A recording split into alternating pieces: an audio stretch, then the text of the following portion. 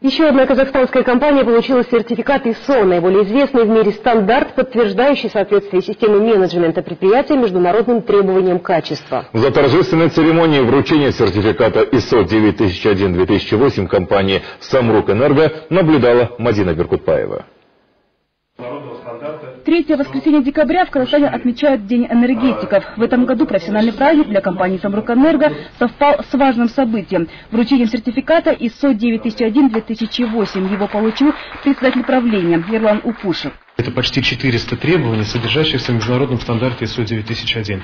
Эти требования, относящиеся ко всем процессам, функционирующим в организации, от управляющих процессов до процессов управления ресурсами, основных производственных процессов и так далее. Теперь, говорят в компании «Самрук Энерго», важно применять новые знания на практике, тем более, что впереди много работы.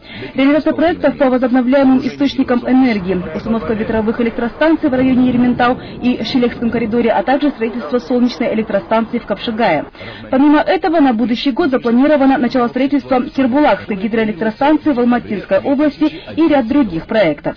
Буквально на днях мы планируем пробный запуск уже первого гидроагрегата Майнакской ГЭС мощностью 300 мегаватт. Практически мы завершили парафирование всех соглашений по строительству Балхашской тепловой электростанции. То есть со следующего года мы практически переходим в стадию непосредственно реализации строительства этой станции.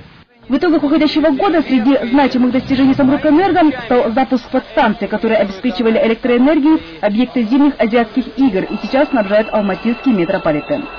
Мадина Беркутбаева, Рамиль Кожабаев, агентство «Хабар».